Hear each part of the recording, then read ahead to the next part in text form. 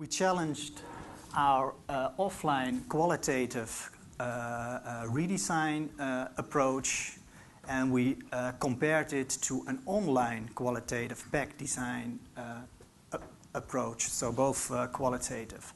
Why I think this is important to you? Well, I think it's good to sometimes just challenge yourselves on the things that are going well, because even there you can make some step changes. Well, first tell you something about myself. I'm currently all into the new hype, a Game of Thrones. And why I use this as a metaphor, because, well, I'm working for Heinz. For Heinz, well, the Heinz ketchup is well known. And when I'm looking at the outside world, I think the competition is getting more fierce and fierce. It's starting to resemble more and more what's happening in the Game of Thrones. Of course, I'm fortunately working in a more lighter version, but still. And that game used to be very simple when I started, because it was only quantitative monetic surveys, or it was qualitative offline focus groups and individual interviews. So not much out there. However, in recent years, we've seen an enormous change, because within the qualitative fields, semiotics, communities, hybrid methods have started to rise, and in quant it's even bigger. All sorts of sophisticated choice-based research, big data models, virtual environments, and of course neuroscience is also starting to get a foothold, or even they're trying to get a foothold, let me phrase it that way.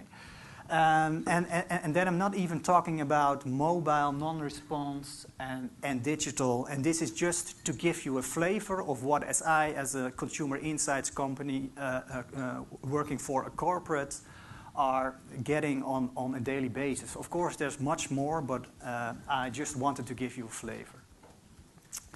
And we try to push this everything into our nice stage engage funnel from, I think, the 60s, 70s, which looks very structured and very nice, but we all know it's very fluid. This is just to give our managers the idea that we have everything in place, and that we know what we are doing. But within this funnel, we get contacted quite a lot by these kind of people. I don't mean to offend you. There are traditional agencies, there are startups, there are just people with good and new ideas, and they're all trying to sell their best car, which is the best buy of the era for me as a company, in-company researcher. And they have great stories, but sometimes we miss out on the validation. Within Heinz, we work like that. We ask the company to challenge the method we are currently using, if we believe in their methodology, of course. I will give two examples, one in our ideation funnel and the one on market qualification. On ideation, we already, I think it's about 6 or 7 years ago, we got challenged on our offline ideation process,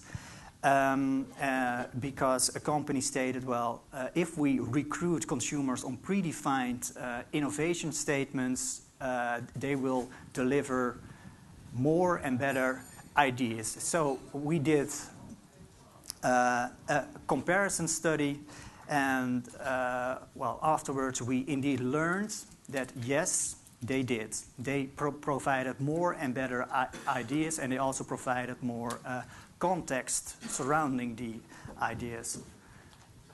Another example is regarding shelf research, which of course for someone working in FMCG is quite important.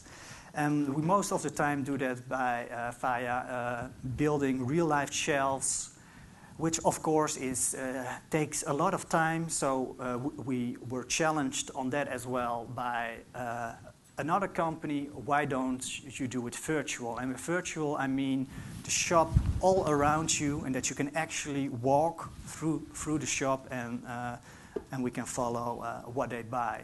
And we were interested, okay, but are their search, is their search behavior different or the same? Well, actually, their search behavior was identical, so that was also a nice build for us to start incorporating this in our methodology toolkit. However, now for the challenge, we are here today. The challenge is all about qualitative pack design research. We have more phases in pack design research. I just want to focus now today on qualitative pack design research. What it is to us is that which associations, feelings, emotions, which messages designs transfer to consumers. So it's absolutely not about shelf impacts.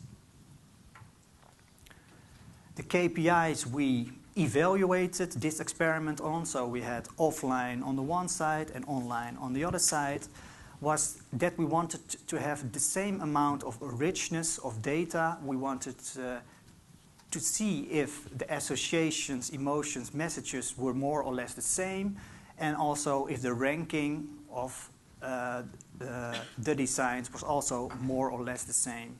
So design should not be cold and clinical in approach A, and playful and light-hearted in approach B.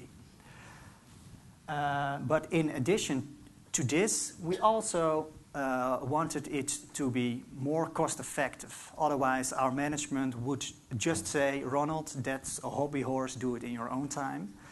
And we also want to facilitate our marketers to make faster and better decisions.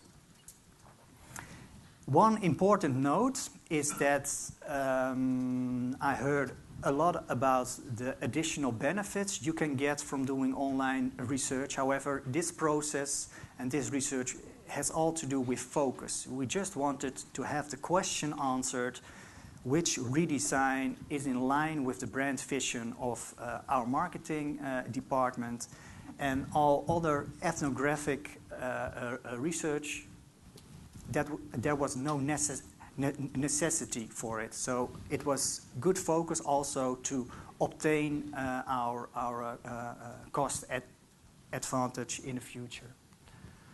So can that nice and cozy setting be matched by that online setting? Will consumers really unwind over there and relax and tell us our rich insights?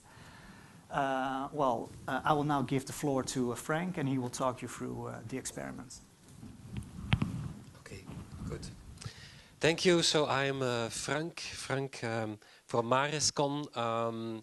It's a kind of startup. It's a small market research agency, and I do market research in a method-independent way. That means that I'm one of those strange guys who do offline research, online research, online, that's the combination of both. And that's why I call myself a little bit an old school innovator. And what I really want to say to you all, it's not because you started your career as an offline researcher, that you are not capable to do it as good in an online environment and see the proof. And I will explain you a little bit. I'm now 22 years in the market research business, so you can trust me, and I know it. But I've been challenging all during my career. I've been challenging the methods I was working with to the fullest, to try to find something better, but better on different dimensions.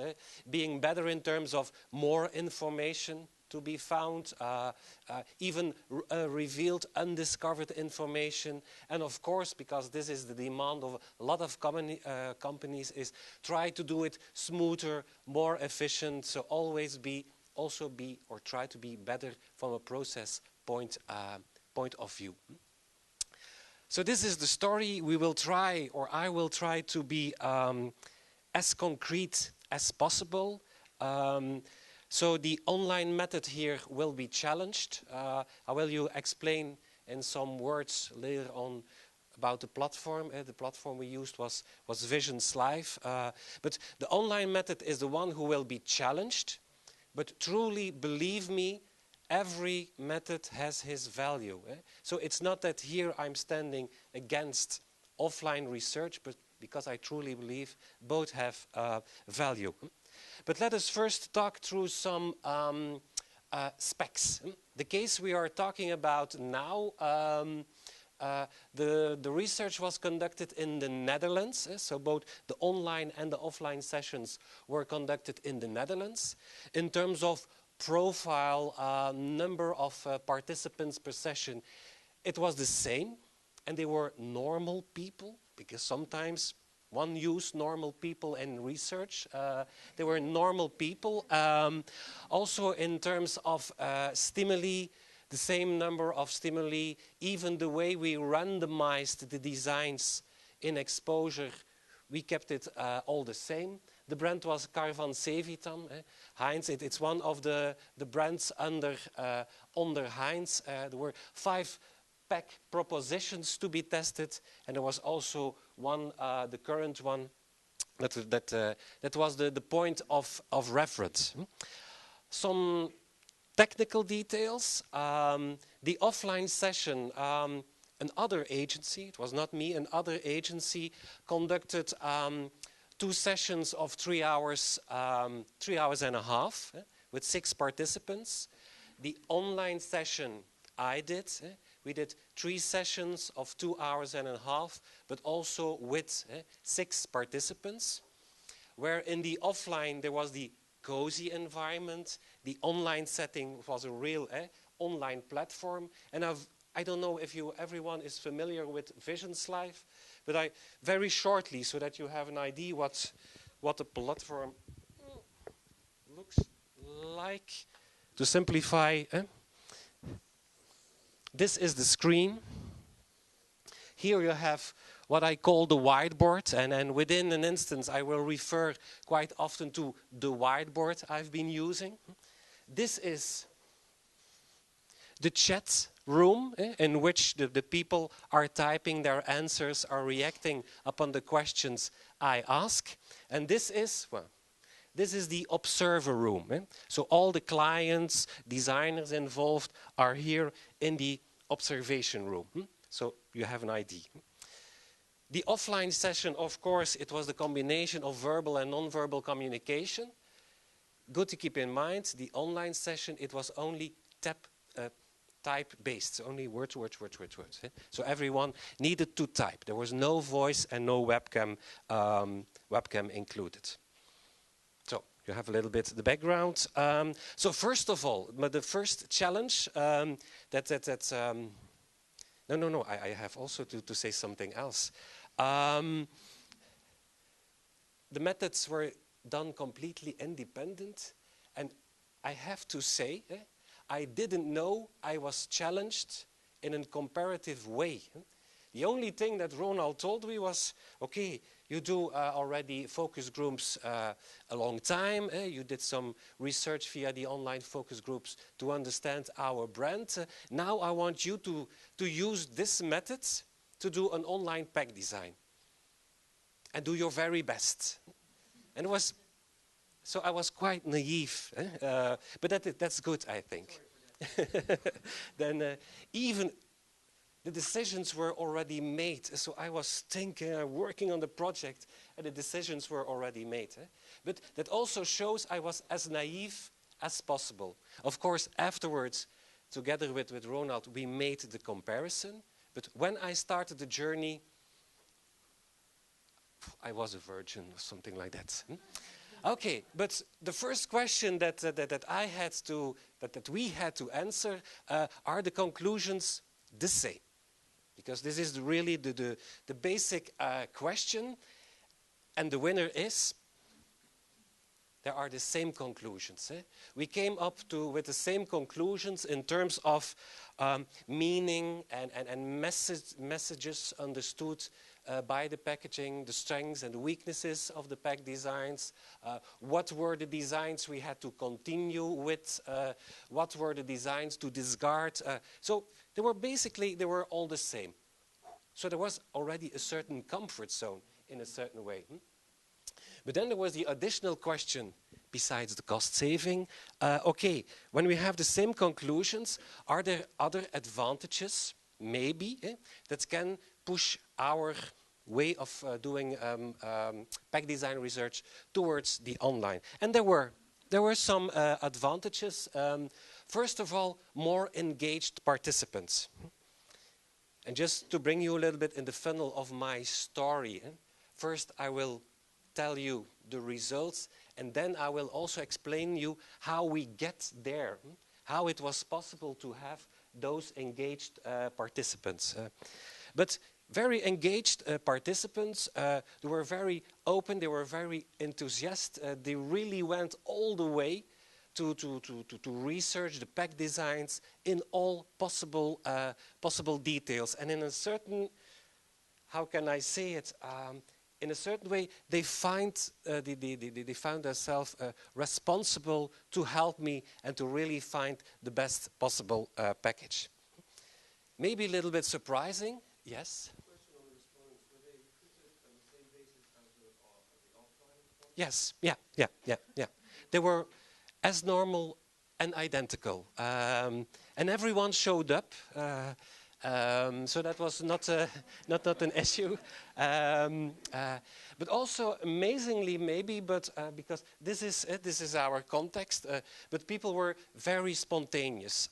They were very open, very unbiased, very honest. And of course, you already can imagine how come. Everyone is sitting at his own desk and he is not biased by the physical presence of someone else. He is not influenced by the non-verbal communication of the other participants. And that helps to be open, to be honest, and also to be very spontaneous.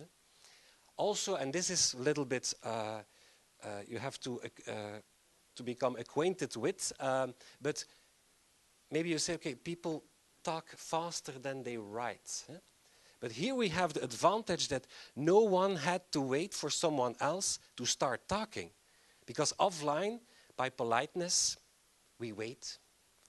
Some of the respondents wait till the others stopped talking. But here, you don't have to pay attention to anyone. So you can immediately respond to the specific question that was given by the moderator. And that also enabled people to be very spontaneous and impulsive as possible. And this is something I like very much. Although I'm very qualitative because I don't understand anything about figures, but it's always my challenge to think how can we make qualitative research as objective as possible. And in an online setting, and in fact, the setting we built, we succeed to be as uniform, as systematic as possible. Let me explain a little bit what I mean by this. When you use a platform like this, you have to prepare your topic guide beforehand. So you really have to take the time to think about what are the questions I want to ask, how will I explain the projective techniques, that it is clear to everyone what I'm trying to say. So it takes quite some time to digest, to find the right language to address myself to the audience. So once I've wrote my topic guide in Word, it's an upload and it's in the system. And then during the session, I don't ask questions, I click questions. That means, okay, in between I can type and I can probe, I can do whatever I want, but that means that all the essential questions I want to ask are every time asked in the same way, using the same words, using the same adjectives. So in a certain way, I succeed to have a uniformity in terms of tone of voice, ambiance, spirit across all different sessions. And that is, for me, a huge advantage, because then at a certain moment, you become moderator independent. From an analysis point of view, you also have some advantages, because immediately after the session is done, you have the transcripts. They are very detailed. No little word is lost. Thanks to all the details, because you have the names, you have the words, you have even the timing. You can follow individual answer patterns. Who is someone evolving during the session in terms of perception and appreciation of the packs. The fact that you also have the timings enable you to understand or to measure, but not in quantitative way, but to measure a little bit the speed of response. Because one of the variables I use to talk about the emotional outtakes of the packs is to see how fast was everyone reacting. Was there a moment of silence? And then say, yes. Or was it immediately enthusiasm all over the place? So thanks to those timings, you can measure a little bit the length of silence or the speed in which people were responding. I have to check. Yes, I said it all. And of course, a more involved project team. And certainly in the big advantage, the easy and everywhere, always accessibility of the platform. Okay, you can say we have a small country, so that's not the point. But when you look, for example, from the Heinz perspective, and also from a general company perspective also, what do you often see? The designer agency is in London. The product manager is, I don't know where. The marketeer is in the Netherlands. The moderator is in Belgium. So everyone is sitting somewhere on the globe, but thanks to this facility, everyone can connect directly. And you also see that a lot of people felt more engaged to come and see the sessions. Because otherwise, offline session, okay, to travel, to put everyone in one bus and then go to London or that is very difficult. One of the positive side effects, because beside, of course, the time and money saving for Heinz, the positive side effect I like was that it was much more easy to align and to put the whole team on the same wavelength when it came to the conclusions, the interpretation of the next steps and the recommendations, because they all were following the sessions. And a snap of a finger, they had the transcripts. So it was an open book. And that is something also very, very important to keep in mind. And we saved money. We saved money. As I already referred to from a monetary point of view, because the time and the travel. Also the approach as such was a bit cheaper, less expensive than the offline, than the online approach. So mission succeeds in a certain way. But also the point I want to make or try to make is also to explain you a little bit how we get there. Okay, I was naive, but even though it's important to think about the things you are doing. Because it was not that I started unprepared and just say, okay, I will do 4 focus groups and we will see where we get. The first thing I did, and I think that's important, every time you prepare a proposal, a pitch or a project, is to critically challenge the tools you are using.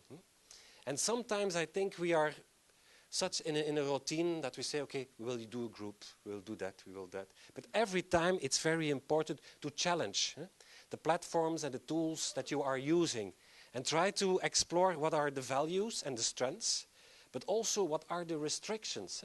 What do I have to cope with before I can make it a success? So the understanding was quite important to me. Okay, afterwards in analysis, one of the advantages I have is that I do both offline and online, so I profoundly understand the mechanics who are behind the both systems, so that facilitates a little bit.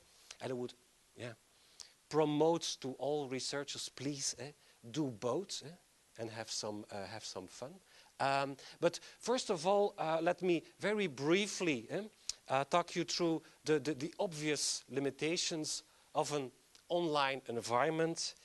And this is the terrible nightmare for some of the qualitative researchers. It's the lack of non-verbal communication. You are just sitting. When I am doing research, I'm sitting here. And this is my audience. That's my screen. So I cannot wave, I cannot nod, I can do anything. So there is no non-verbal communication. Another thing you also have to keep in mind, and maybe people who already did some online focus groups do experience it as I do, it's very intense and very energy consuming. Because you are there before the screen, you have the participants you have to follow. Everyone is constantly in an individual response mode, so everyone is shouting, shouting, shouting. So you have to try to analyze a little bit what they are saying. There is the client in the observer room, just a chat away to ask if appropriate. But the idea was, Ronald was a little bit the filter and the buffer, because when you give clients a finger, they take the whole body in terms of additional questions. But you have to, and it's a technical environment, so it might be stressful time to time when things go wrong. And there is also no natural group formation.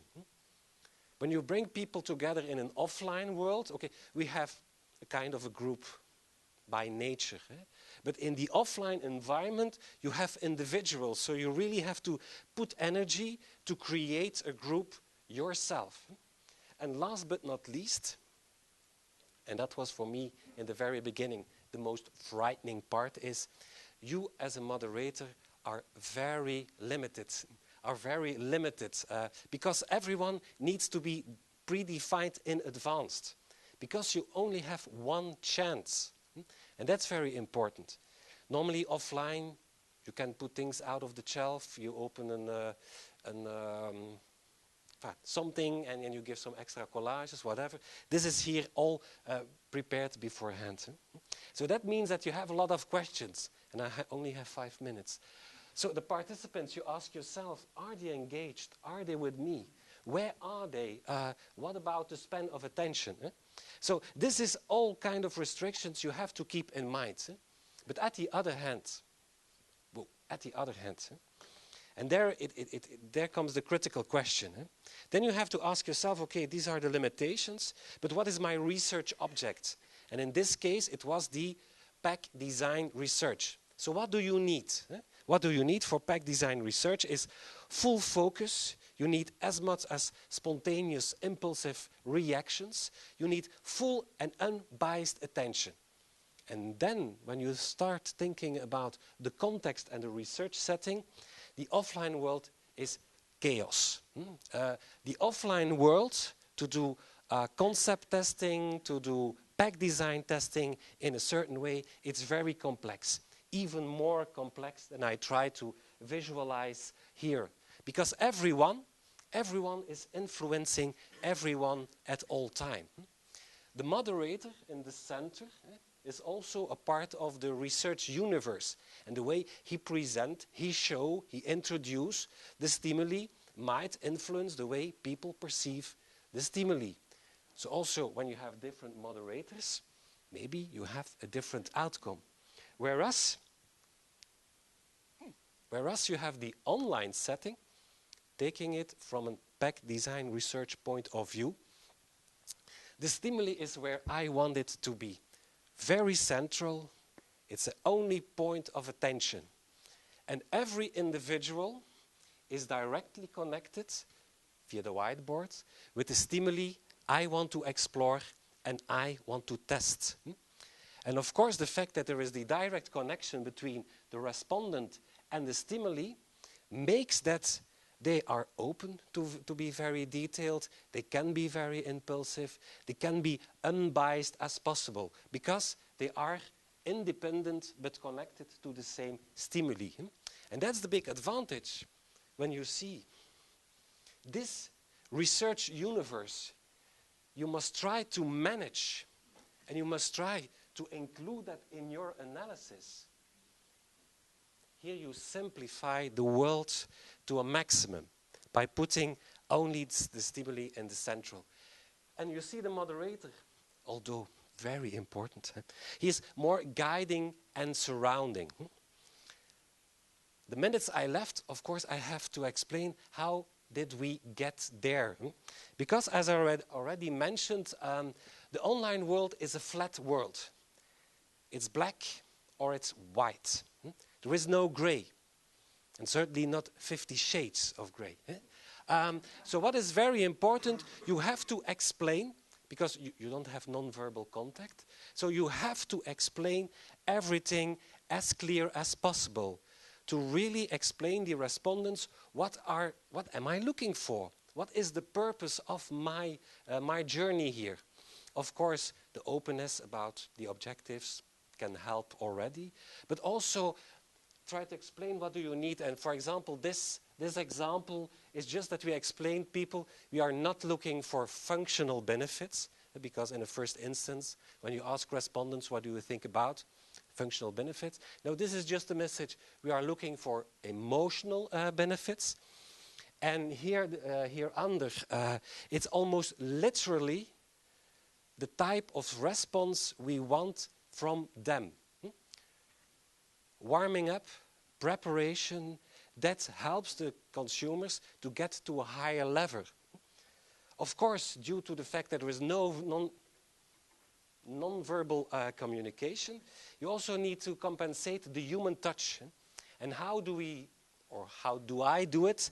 I try to include as much visual stimuli as possible to a little bit enlighten and color the tasks I want to give. And for example, there you have Sherlock Holmes, just to symbolize a little bit the search of detail.